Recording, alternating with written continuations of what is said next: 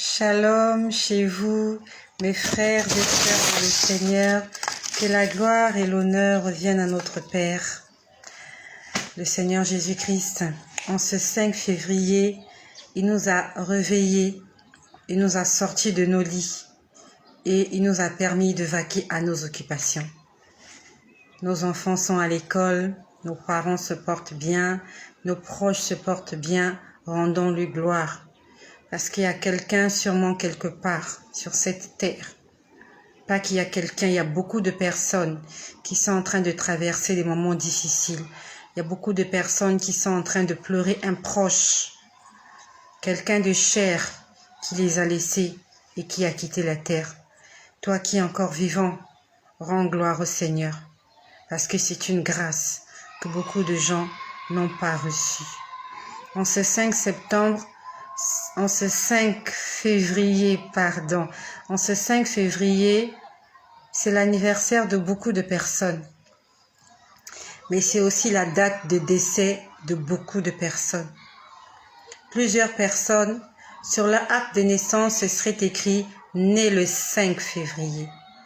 Plusieurs personnes, sur leur acte de mariage, ça sera écrit « marié le 5 février ». Et plusieurs personnes aussi, sur leur acte de décès, sur leur tombe, ça sera marqué « décédé le 5 février ». Et si toi, en ce 5 février, tu es encore vivant, lève les mains au ciel et rends gloire à Jésus. Peut-être que tu n'as pas de travail, peut-être que tu n'as pas de partenaire, peut-être que tu n'as pas d'argent, peut-être que tu n'as pas d'enfant, mais tu es toujours et encore vivant. Le Covid ne t'a pas tué. Les sorciers de tes familles ne t'ont pas tué. Rends grâce au Seigneur pour cela. Je voulais vous parler d'autre chose, mais j'ai vécu quelque chose cette nuit et j'aimerais la partager avec vous. C'est cette nuit, dans la nuit du 4 au 5 février 2021. Le Seigneur m'a réveillée dans la nuit. Quand il m'a réveillée dans la nuit, j'étais en train de prier. Il m'a montré beaucoup de gens. Il y avait des gens prosternés. Quand je dis prosternés, ils étaient à genoux, en train d'invoquer Dieu. Et quand ces gens étaient en train de prier, le Seigneur a commencé à parler. Il a indexé une personne. Je ne sais pas si ces gens étaient des chrétiens ou des musulmans, mais je les ai vus prosternés en train de prier.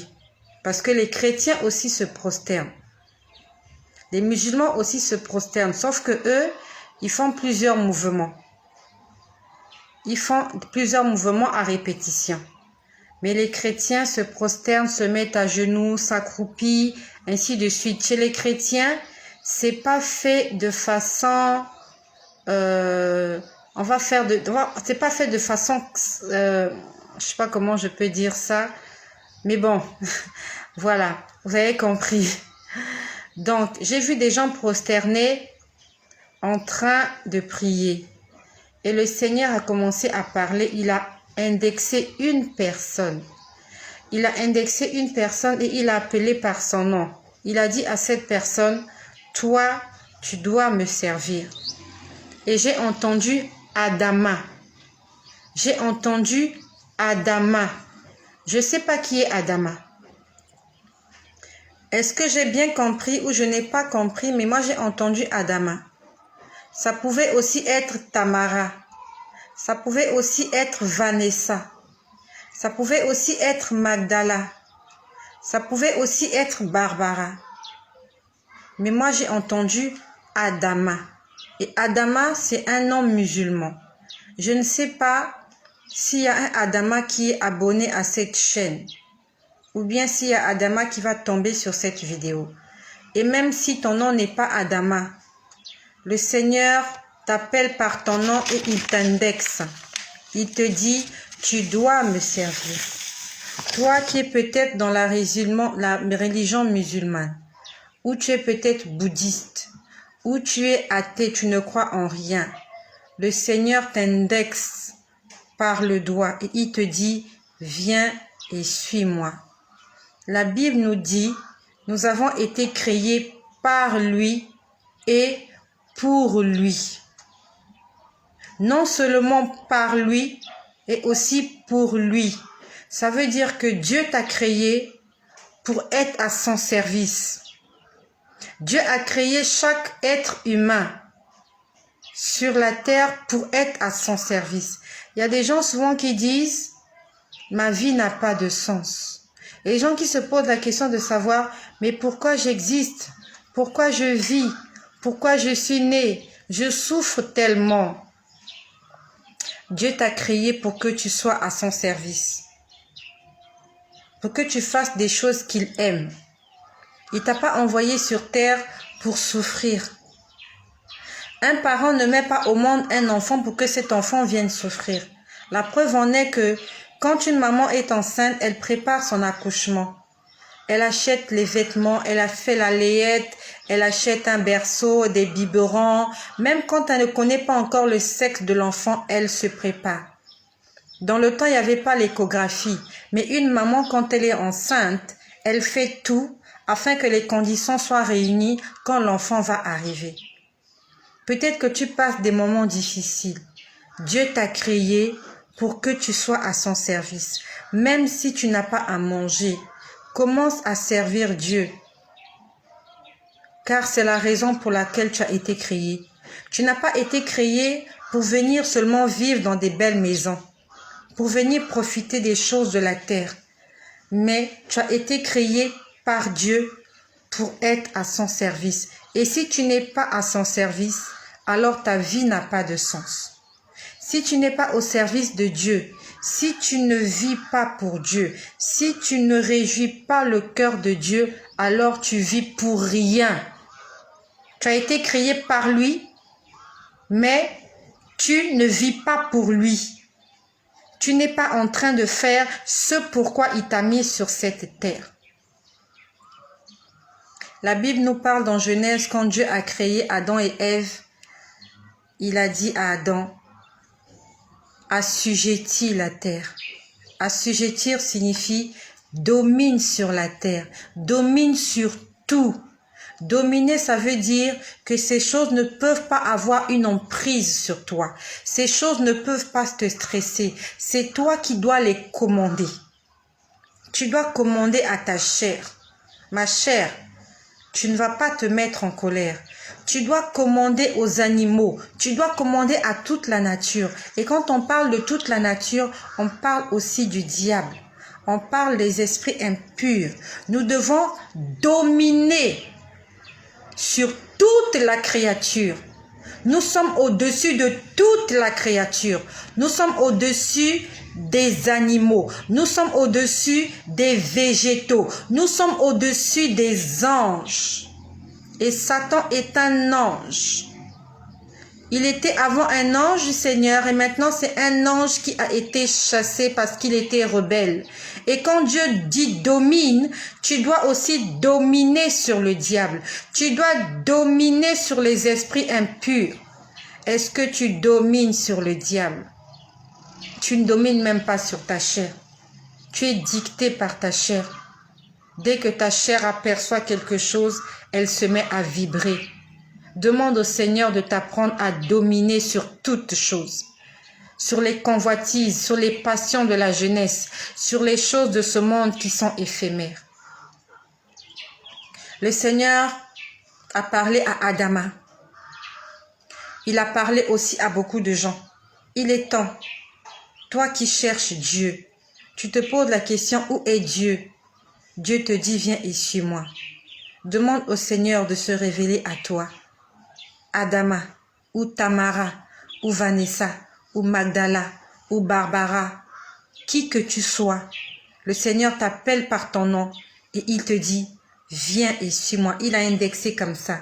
Il a dit, Adama, tu dois me servir. Toi qui m'écoutes, nous avons été créés pour servir le Seigneur.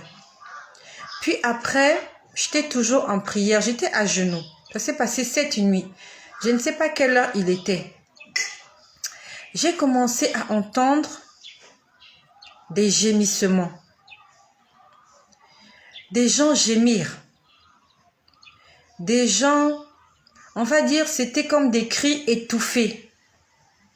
Des cris étouffés. Quand je dis des cris étouffés, c'est comme si quelqu'un veut crier, mais on a étouffé le cri. C'est comme... Vraiment, c'est comme des... C'était pas une seule personne. Il y avait beaucoup de gens en train de gémir. Mais le son était étouffé. Et j'espère que tu comprends quand je dis son étouffé. C'est comme, je prends l'exemple, c'est comme s'il y a des gens dans une fosse ou dans un puits. Et pendant que ces gens sont en train de crier, vous venez couvrir la fosse ou le puits. Les gens continuent à crier à l'intérieur, mais leurs cris sont étouffés. Donc, vous n'entendez pas vraiment ce qu'ils disent, mais vous savez qu'il y a des gens en train de se lamenter quelque part, en train de crier à l'aide. C'était ce son-là que j'entendais. Je ne les ai pas vus. Je ne les ai pas vus parce que tout autour de moi était noir. Mais j'entendais des gens hurler. J'entendais des gens crier. Et dans ces cris, c'est comme si le Seigneur a sélectionné une personne. Ou bien, je ne sais pas si c'était une seule personne ou des personnes. Et je pouvais entendre clairement comment ces gens-là étaient en train de se plaindre. J'ai entendu beaucoup de choses. Il y a d'autres que j'ai oubliées. Mais j'ai entendu une femme dire... J'étais servante du Seigneur, j'étais servante du Seigneur, je servais le Seigneur, je servais le Seigneur. C'est ce qu'elle disait. Elle disait, c'était une femme, c'était la voix d'une femme. Elle disait, je servais le Seigneur, je servais le Seigneur, je servais le Seigneur. Je ne sais pas qu'est-ce qui est arrivé à cette femme. Mais elle était en train de dire, je servais le Seigneur. Moi qui vous parle, je sers le Seigneur. Ce que je suis en train de faire, c'est le service du Seigneur. Toi qui m'écoutes, peut-être que tu sers aussi le Seigneur. Mais cette femme était en train, c'est comme si elle voulait se justifier. Autour d'elle, il y avait des lamentations. Il y avait des gens qui hurlaient, des gens qui criaient. Les sons étaient étouffés et j'ai entendu cette femme dire, je servais le Seigneur. Le fait de servir le Seigneur ne nous garantit pas de l'éternité. Le fait d'être au service du Seigneur ne veut pas forcément dire qu'on est des enfants assidus. La Bible nous dit que c'est celui qui persévérera jusqu'à la fin qui sera sauvé. Tu sers le Seigneur, c'est bien, mais il faut que tu demeures dans le Seigneur.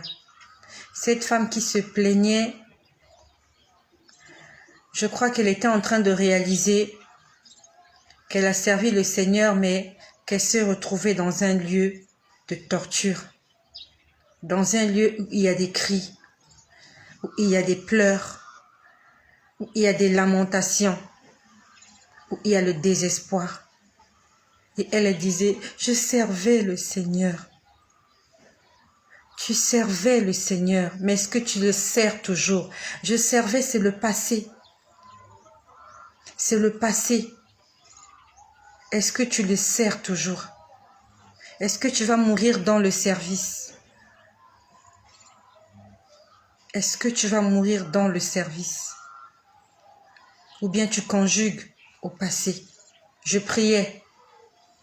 J'allais à l'église. Je me confessais. Mais est-ce que tu peux le conjuguer au présent? Est-ce que tu peux dire, je sers le Seigneur? Je vis pour Dieu. Ne conjuguons pas ce verbe au passé. Puis après, j'ai entendu quelqu'un d'autre se lamenter. Je ne sais pas si c'était la même personne ou si c'était une autre personne. La personne disait, j'ai froid, j'ai froid, j'ai froid, sortez-moi d'ici, j'ai froid. Je n'ai rien vu, mais j'entendais et j'étais traumatisée. Parce que je ne sais pas ce qui se passait. Au moins quand vous voyez, vous pouvez comprendre, vous pouvez expliquer. Je ne sais pas ce que ces gens étaient en train de vivre.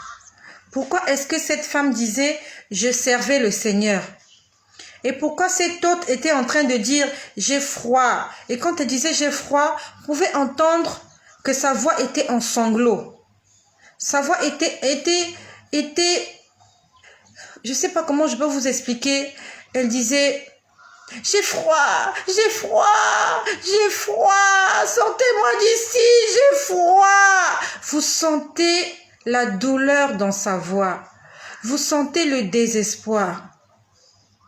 Je ne sais pas si en enfer il y a des chambres froides, je n'en sais rien. Moi je ne viens vous dire que des choses que j'ai vues. Je ne sais pas pourquoi elle criait qu'elle avait froid. Je ne sais pas. Est-ce qu'elle a été amenée à la morgue alors qu'elle était encore en vie et que dans la morgue, elle s'est réveillée et qu'elle s'est rendue compte qu'elle était à la morgue? Je n'en sais pas. Je ne sais pas. Est-ce que c'est quelque chose qui va se faire? Ou est-ce que c'est quelque chose qui est en train de se faire quand j'étais en train de voir et d'entendre ces choses? Je ne sais quoi vous dire parce que je n'ai rien vu. J'étais juste en train d'écouter. Et j'étais en train de demander pardon. Je disais, Seigneur, pardonne-nous. Pardonne-nous. Quand cette femme était en train de crier, je servais le Seigneur. Je servais le Seigneur. Je servais le Seigneur. Je disais, Seigneur, pardonne-nous. Aie pitié de nous. Et après, j'ai entendu une autre en train de hurler. Il fait froid. J'ai froid. J'ai froid. Sortez-moi d'ici. J'ai froid. Je ne sais pas ce qu'elles étaient en train de vivre, ces femmes-là. Mais si on t'enferme dans une chambre froide, tu vas mourir. Tu finiras par mourir. J'étais traumatisée parce que je m'étais dit que ça peut être moi. Ces bruits que j'entends, ces femmes qui hurlaient, qui se plaignaient, ça peut être moi aussi. Ça peut être toi aussi un jour. Peut-être pas dans une chambre froide, mais peut-être en train de brûler dans le feu. Et tu seras là en train de crier, il fait chaud, je vais sortir de cet endroit, il fait chaud. Mais cette femme a crié, il fait froid, j'ai froid, sortez-moi d'ici, j'ai froid. Et j'avais mal au cœur pour elle. J'avais mal au cœur pour ces gens-là. Et elle continuait de hurler, mais les cris étaient étouffés. Je continuais à entendre des gens hurler. Vraiment, des gens étaient en train de hurler. Les gens hurlaient. Les gens hurlaient. Beaucoup de gens. Je ne les ai pas vus, je les ai entendus. Je priais pour moi-même. J'étais en train de dire, Seigneur, garde-moi fidèle à toi. Quelles que soient les difficultés, quelles que soient les épreuves, Seigneur, garde-moi fidèle à toi. Garde-moi fidèle à toi, Seigneur. Dis avec moi, Seigneur, quelles que soient les difficultés de cette terre, quelles que soient les souffrances, quelles que soient les tribulations, quelles que soient les persécutions, garde-moi fidèle à toi. Nous devons rester fidèles au Seigneur jusqu'à la fin, jusqu'à notre dernier souffle. Restons fidèles. Ça ne sera pas par notre force, ça ne sera pas par notre intelligence, mais ça sera par le Saint-Esprit, celui qui nous donne la force de faire des choses au-delà de ce que notre moi peut faire. C'est le Saint-Esprit qui va nous permettre de rester debout dans la foi, dans la justice, dans l'obéissance, dans le pardon, dans l'amour, dans la compassion. Il faut demander au Saint-Esprit de remplir ta personne. Demande-lui de t'éduquer, de t'apprendre à vivre conformément au règlement de l'Éternel, le Dieu Tout-Puissant. Après, j'ai entendu victime. J'ai entendu victime. Je ne sais pas qui a dit victime. Une victime, c'est une personne qui a été sacrifiée. Une victime, c'est une personne qui a subi un préjudice. Une victime, c'est une personne qui a subi un préjudice d'injustice. Une victime, c'est une personne qui a subi les conséquences d'un incident, d'un dommage. Une victime, c'est un martyr. En fait, une victime, c'est une personne, qui, on va dire,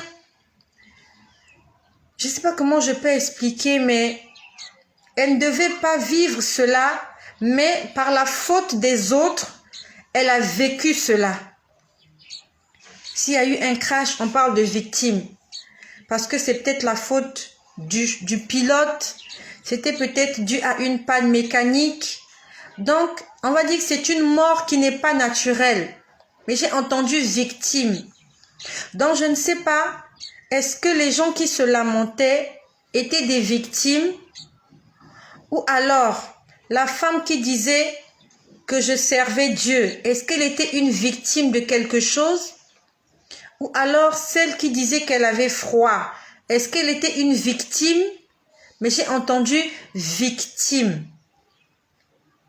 Puis après, j'ai entendu une voix. C'était la voix d'un homme. Cet homme a dit, mettez-les en enfer. Je n'ai rien vu. À part quand le Seigneur a indexé Adama. À part quand le Seigneur a indexé cette personne pour dire à cette personne, suis-moi. Mais le reste, je ne voyais rien. C'était tout noir.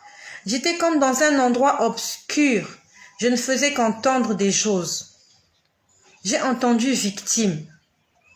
Après, j'ai entendu, mettez-les en enfer. Je ne sais pas qui a dit ça, mais on était en train de demander qu'on mette des gens en enfer. J'étais au fond de moi, j'étais triste, je ne dormais pas. Je m'étais réveillée, j'étais en train de prier et j'étais en train de demander pardon parce que j'entendais des gens hurler, j'entendais des gens crier, j'entendais des gens pleurer, mais leurs cris étaient camouflés. Et j'entendais cette femme qui disait, je servais le Seigneur, je servais le Seigneur, je servais le Seigneur, j'étais servante du Seigneur. Après, j'entends une autre voix qui disait, j'ai froid, il fait froid, sortez-moi d'ici, il fait froid. Puis après, j'ai entendu victime. Et après, j'ai entendu mettez-les en enfer. Je ne sais pas si c'était jetez-les en enfer ou mettez-les en enfer, mais on demandait qu'on mette des gens quelque part et on devait les mettre en enfer. J'ai été traumatisée par tout ce que j'ai entendu cette nuit. Et j'aimerais juste dire, Seigneur, aide-moi. Aide-moi à garder ta parole. Aide-moi à vivre dans l'obéissance. Car nous pouvons perdre le salut pour une raison ou pour une autre. Nous pouvons perdre le salut pour rien du tout. Pour une petite erreur. Pour une petite bêtise. Pour on va dire, pour une inattention. Tu n'as pas fait attention à quelque chose. Et voilà comment, tout à coup, tu te retrouves de l'autre côté. Basculé de l'autre côté. Et tu te rends compte que tu es mort, que c'est fini, c'est terminé. Et que tu n'as pas eu le temps de te confesser. Tu n'as pas eu le temps de faire la paix avec ton Dieu. Tu n'as pas eu le temps de faire la paix avec ton prochain. Il y a quelque temps de cela, j'étais à la boulangerie, j'avais acheté du pain. Et dans cette boulangerie, on m'a emballé le pain dans du papier. C'était du papier journal. Et le lendemain, J'étais en train de regarder le papier. Ça m'a interpellée. Je vais vous montrer l'image. Il y avait ça sur le papier. Voilà. C'était un papier journal. On m'avait emballé du pain dessus. Vous voyez, c'est un communiqué nécrologique. Vous voyez tous ces gens. C'était un journal en train d'annoncer que tous ces gens étaient décédés. C'est écrit, je crois, c'est en portugais. C'est en portugais ou en espagnol. Et j'étais en train de voir tous ces gens avec leurs photos dessus et leur nom et leur date de mort. Je vois Gilberto, je vois Rufino, je vois Orlando, je vois Isalino, je vois Clementina, je vois Vivaldo, je vois Elsa, je vois José, Elvira, Learcio, Antonio, Jonas, Rumina. Ils sont nombreux comme ça qui meurent chaque seconde, tous les jours. Et quand je voyais leurs photos, Orlando est habillé, je crois qu'il était militaire parce que je le vois habillé en tenue avec des galons. Vivaldo est un jeune homme, un jeune monsieur. Antonio est là, d'autres sont souriants, d'autres sont des photos normales. Et quand j'ai vu ces images, je me posais la question de savoir qu'est-ce qu'ils sont en train de vivre là où ils sont. Qu'est-ce qu'ils sont en train de vivre? Quand je regarde Orlando, j'aimerais demander, Orlando, là où tu te trouves, qu'est-ce que tu es en train de vivre? Tu as quitté la terre. Tu es parti. On a imprimé ta photo sur un journal. Je ne parle pas portugais, je ne parle pas espagnol, donc je ne sais pas exactement ce qu'ils ont voulu dire par ces annonces, mais je sais que ces personnes sont décédées. J'ai envie de demander à Rufino, Rufino, je vois que tu es un homme d'un certain âge. Comment as-tu passé ta vie? Comment es-tu mort? Est-ce que tu as eu le temps de faire la paix avec ton Dieu? Et là où tu te trouves, est-ce que tu es dans la paix ou tu es dans les tourments? Clementina, Vivaldo, Gilberto, Isalino, José, Jonas, Elvira, Learcio. Et là encore, ce n'est qu'une partie. Il y a des enfants, il y a des bébés qui sont morts. Des adultes. De toutes les races, de toutes les couleurs, de tous les âges. Ils sont morts, ils sont partis. Qu'est-ce qu'ils sont en train de vivre là où ils sont? Qu'est-ce qu'ils sont en train de vivre? Il est écrit dans la Bible, dans le livre de Hébreux au chapitre 9, au verset 27. Il est réservé aux hommes de mourir une seule fois. Après quoi vient le jugement. Il est réservé aux hommes de mourir une seule fois. Ça, c'est la Bible qui le dit. Et toi qui crois en la Bible, toi qui lis la Bible dit qu'une personne ne meurt qu'une seule fois. Et après quoi vient le jugement. Mais la religion est venue nous tromper pour nous dire qu'après la mort, tu vas naître encore, tu vas revenir, soit en Afrique, soit en Europe, soit en Asie, ou bien tu vas te retrouver un animal ou une plante. Mais la Bible dit, il est réservé aux hommes de mourir une seule fois, après quoi vient le jugement. Dans 2 Corinthiens au chapitre 5 au verset 10, il est écrit, en effet, il nous faudra tous comparaître devant le tribunal de Christ, afin que chacun reçoive le salaire de ce qu'il aura fait de bien ou de mal alors qu'il était dans son corps. alors qu'il était dans son corps. On n'a pas dit alors qu'il était dans ses corps. Dans son corps. On a un seul corps et on n'aura qu'un seul corps. Lorsque ce corps va mourir, nous devons comparaître devant le tribunal de Dieu afin de recevoir des récompenses. Après la mort, c'est le jugement. Après la mort, c'est pas la réincarnation. Si tu crois en la Bible dit qu'après la mort, c'est le jugement. Est-ce que tu crois en la Bible ou tu crois en ce que ton dirigeant spirituel te dit? Est-ce que tu crois en la Bible ou tu crois en ce que le pasteur te dit qui n'est écrit nulle part? Est-ce que tu crois en la Bible ou tu crois en ce que ton gourou te dit? En ce que ton prêtre te dit? En ce que les livres religieux nous disent? La Bible, c'est la parole de Dieu. La Bible, c'est notre référence. Tout ce dont nous avons besoin est écrit ici. Arrêtons de nous laisser tromper par les hommes, par le diable. La Bible nous dit que le diable est un menteur. Tout ce que le diable dit est contraire à ce que Dieu dit. Le diable va te dire des choses que tu vas aimer, des choses qui vont réjouir ton cœur, qui vont te consoler, mais des choses qui vont te détruire.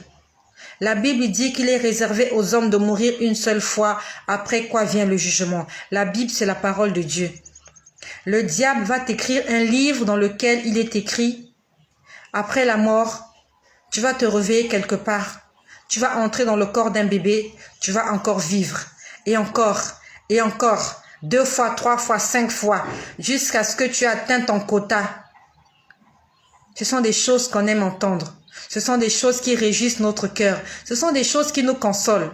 On se dit, si dans cette vie ça marche pas, peut-être qu'il y a une autre vie où ça va marcher.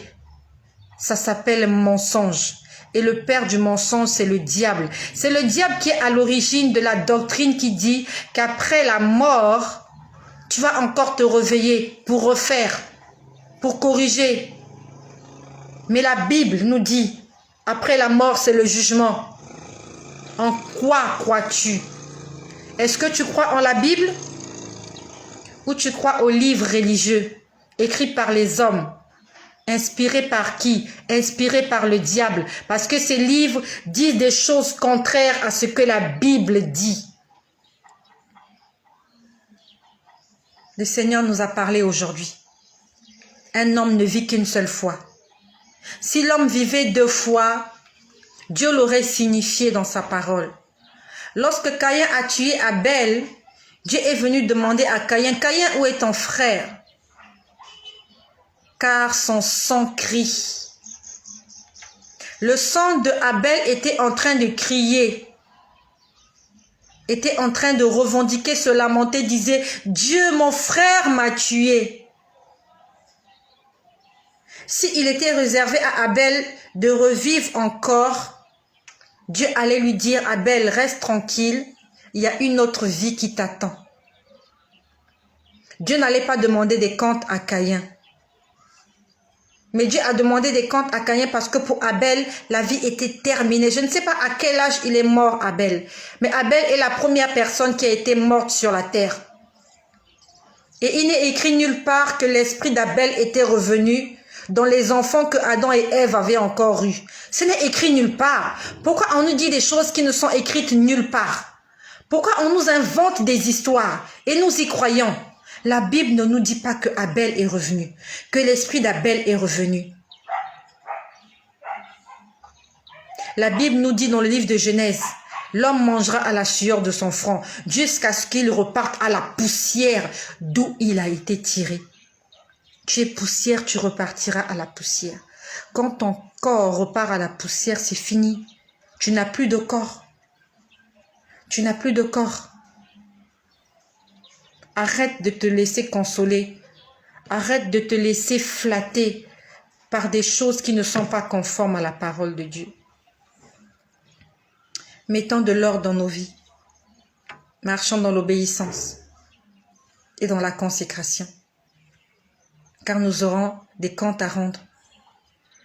Faisons tout pour ne pas nous retrouver dans cet endroit où des gens gémissent, se lamentent, crient, se plaignent, essayent de se justifier. Ils ont chaud, ils ont froid, ils souffrent. Que la gloire revienne à Jésus.